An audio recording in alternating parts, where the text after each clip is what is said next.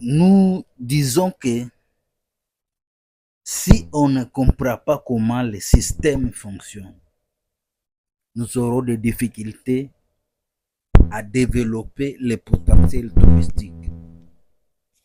Parmi les élémentaires que nous sommes en train de vous dire, qu'il n'y a pas de territoire touristique, ce sont les hommes qui en font touristique. La deuxième des choses, nous sommes en train de vous dire que c'est le tourisme qui paie la conservation. Et sans les touristes, il n'y a pas de tourisme. Nous avons des parcs, nous avons des réserves.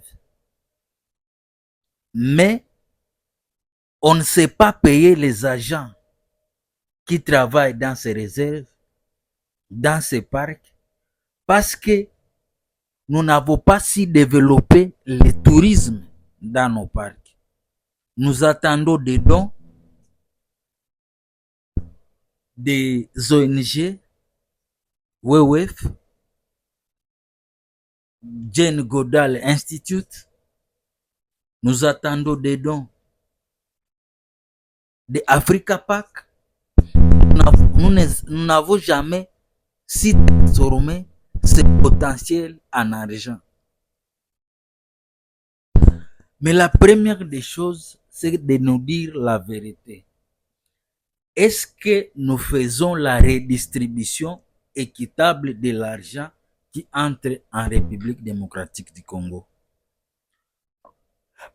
Parce que souvent, les gens posent la question, comment on va se retrouver dans cette affaire? Parce que le tourisme, c'est l'argent que nous pouvons encaisser sans pour autant nous en prêter. Il suffit que le conseil des ministres se mette ensemble autour du président de la République, disent que nous voulons 1 million de touristes en République démocratique du Congo et que tous les 59 postes touristiques soient opérationnels et que chaque touriste paye $100. On fait une loi, on les distribue partout et on ne veut pas qu'à l'intérieur de la République démocratique du Congo, qu'il y ait des tracasseries, que chaque personne puisse demander les visas pour voir s'il y a des visas ou pas. Parce qu'on doit faire confiance aux gens qui se trouvent au niveau des postes frontaliers. Quelqu'un qui est à Kasindi, quelqu'un qui est à Ishango, Ruzizi 1, Ruzizi 2, Idjui, Kasenga, Moba. Donc, on doit faire confiance à ces gens-là. Et les gens qui perçoivent l'argent pour que les gens entrent en République démocratique du Congo, ils doivent être honnêtes, intègres pour que la redistribution soit équitable. Parce que c'est souvent les gens qui sont pauvres, les gens qui n'ont rien, qui ont tendance à chercher l'argent de la corruption. Ils peuvent se retrouver au poste. Vous devez savoir que nous sommes en compétition. Et dans le tourisme, il n'y a pas de pardon. Les visas touristiques au Rwanda, c'est $30. Actuellement, ils sont en train d'aller à la gratuité. Les visas touristiques au niveau de l'Angola, c'est autour de $100. Du Burundi, c'est autour de $90. De la RCA, autour de $100. Au niveau de la Zambie, c'est $100. Au niveau de la Tanzanie, c'est 50. De Kenya, c'est 50. Mais nous, qu'est-ce qui nous empêche à mettre les visas à $100 et que les gens puissent l'obtenir facilement? Que nous puissions avoir de l'argent au niveau de la caisse de l'État. Et je vous ai dit que pour traverser la RDC, nous ne devons pas donner un visa de 14 jours. Parce que c'est impossible de quitter Dola pour arriver à Niagara, à Farage, pendant 14 jours. Un visa touristique doit être au moins de 3 mois. Parce que notre état de route ne nous permet pas de développer le tourisme et de voyager du bout pour de 14 jours. Ce n'est pas facile que quelqu'un qui puisse quitter Bukavu et arriver à Kinshasa dans pas moins de 3 mois. Parce que les touristes doivent aussi jouir de la nature, de la beauté de la République démocratique du Congo. Et nous, les populations locales, nous devons faire le maximum possible pour que les visiteurs restent en République démocratique du Congo. Normalement, si nous sommes intelligents en RDC, notre vocation, c'est compter l'argent des touristes, des voyageurs. C'est ça notre vocation.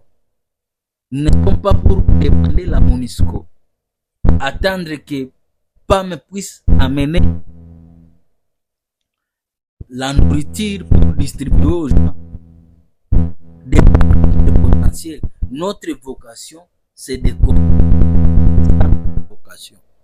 De par ce qu'on nous a donné, est-ce que nous sommes récapables? Parce que le grand problème, Kinshasa a 20 millions d'habitants, plus grand que le Rwanda, plus grand que Burundi, la population. À Kinshasa seulement, les gens qui sont là se retrouvent facilement au détriment de ceux qui sont à l'intérieur de nos provinces. Regardez vous-même sur le tableau, là où Kinshasa se trouve par rapport à d'autres grandes villes. Est-ce que c'est facile que quelqu'un qui travaille au niveau de la DGM, au niveau de Bukavu, soit à contact à quelqu'un qui se trouve à Boende, à quelqu'un qui se trouve à Chikapa, à Kamonia, à Sandoa, au Lualaba? C'est ça la question que nous devons enseigner à nos enfants. Comment nous devons être à contact dans les grandes villes pour que notre tourisme se développe. Parce que si nous ne sommes pas unis au niveau de la DGM, c'est très difficile que nous puissions vous enseigner d'autres matières. Comment on se retrouve dans le tourisme. Donc c'est très difficile que nous puissions, qu'on puisse investir dans des véhicules. Parce que la clé, c'est la DGM. Jusqu'aujourd'hui, ce n'est pas facile de deviner combien coûtent les visas touristiques de la RDC. Chacun donne son prix.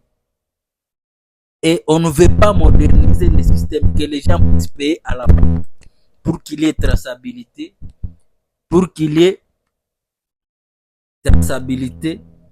la transparence dans les business.